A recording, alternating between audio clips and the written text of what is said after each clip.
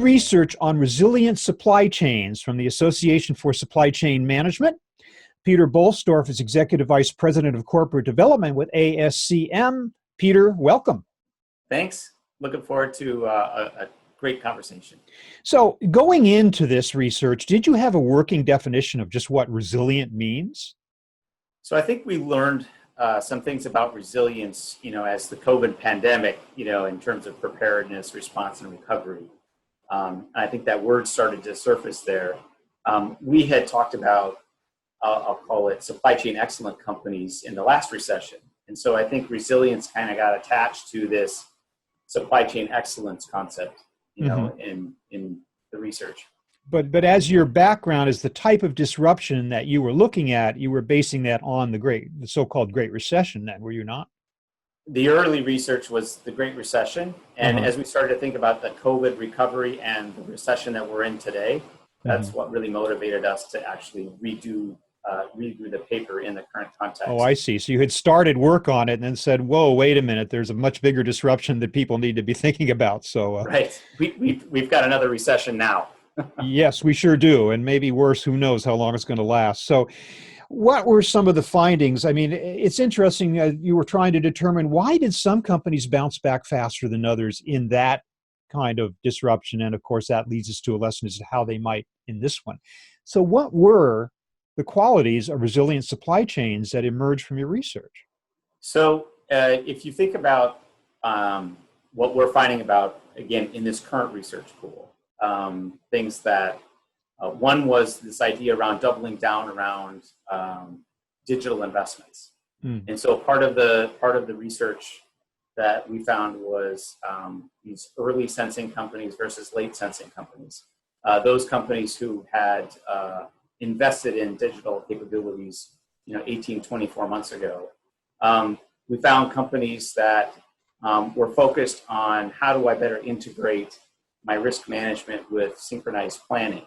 We found companies who were getting more agile with how they were re-looking at their product portfolio to include critical care items. Where I used to produce beauty products, I'm now producing hand sanitizer. So we learned some new things as part of this COVID recession that validated things we learned in the last recession that we're now applying to resilience.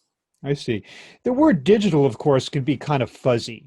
It's hard to determine exactly what that means sometimes. I know it has to do with automation of processes and a minimization, if not elimination, of manual processes. But just why does first of all, tell me what your definition of digital is and kind of explain a little bit more about why that would allow you to sense better what's going on, thereby react more effectively and thereby recover more quickly. Correct. We use end-to-end supply chain. So we use plan, source, make, deliver from supplier to customer to customer. That's been our traditional view. And in some collaborative work with Deloitte, we introduced a new model called the digital capabilities model. So the idea around synchronized planning, connected customer, smart operations, intelligent supply, digital development, dynamic fulfillment.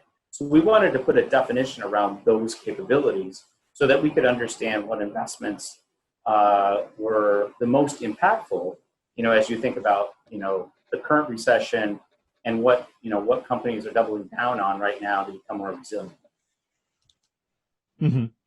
Okay, I guess another way of saying it, did you work from this idea of the so-called 5 S's? Is that part of your research? So the 5 S's, one of the things around Morgan's research at the end of the day was how do you become with the five S's? How do you become, from a scanning standpoint, from a smart investment standpoint, how do you become more scalable, shiftable, and sustainable? So I think when Morgan and I talked about how he interpreted the last part of that research versus how we've used the digital capabilities model, he put his own spin on it from a I'll call it just a nomenclature standpoint. Yeah. But everybody was affected by these disruptions. I'm wondering to what extent, when we talk about a resilient supply chain, to what extent are we talking about a company that can prevent the impact of disruptions as opposed to simply have to deal with them better when they happen? Prevention or reaction or upfront prevention? So we think it's sense and respond. Mm-hmm. So when you think about those investments that allow you to sense risk and disruption earlier, and then have the technology and the digital capabilities to be able to work that sense into your plan, Mm-hmm. and then be able to enact that plan in terms of matching demand and supply faster, more agile. Those are the companies that we would put higher on the scale of supply chain excellence. Those are the companies that are going to be more resilient. Those are the companies that are actually going to grow share, through the recession. Yeah. Well, let's talk more about the idea of sensing and just what it is that companies were sensing in the Sure. example of the pandemic. What everybody knew was happening was that Chinese factories were shutting down. Right. It didn't take a genius or even a digital supply chain to know that, or did it? Did in fact enable companies with digital capability to sense that happening faster and earlier than anybody else? So let's take a retailer, right? So a global retailer that had both online presence and stores. And Mhm. so what we found in our research was the early sensing crowd actually sensed a shift using point of sale, validated by their social media, I'll call it AI investments.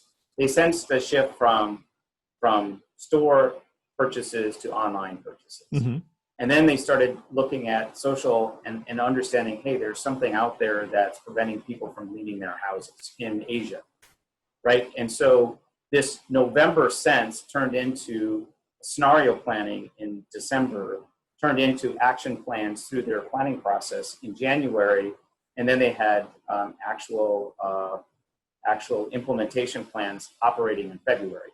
Mhm. Contrast that to what I call late sensing, were those companies that didn't really understand how it was going to impact their plan until February. So that's a 4-month head start Yeah, no, on. that's important. But it sounds like you're talking about the ability to sense demand patterns, demand as opposed to supply. Does this also apply to the ability to sense changes in supply? So I think, good point. I think if you look at this pandemic, it's had both demand shock as well as supply shock. Hmm. And so I think, again, those companies that waited for their supplier to say, I can't produce anymore, or as they sense the impact of COVID, and they only were single sourced in China. I think those companies, again, were already not sensing out of the box. Hmm.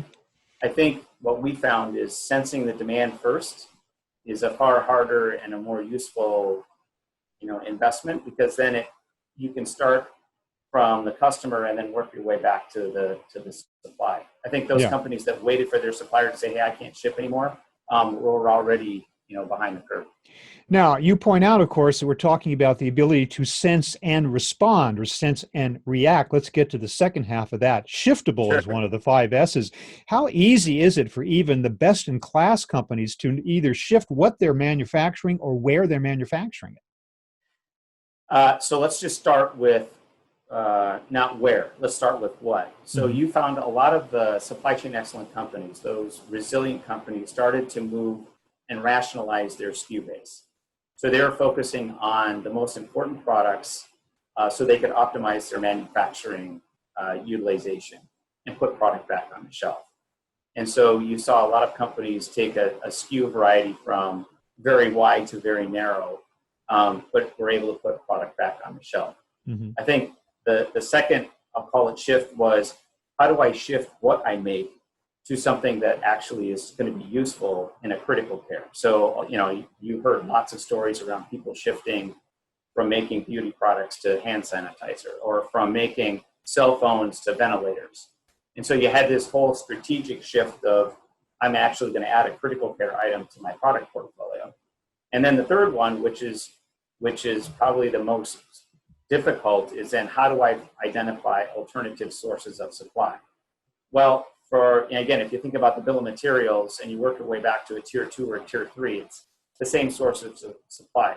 that's the most difficult thing to kind of manage through when you're in the disruption, right? Mm-hmm. Or when you're in the pandemic. So we saw a lot more people spending tactical time on the first two, and now they're spending strategic time on how do I make my supply chain more agile, Mm-hmm. you know, either reshoring or second sourcing or both.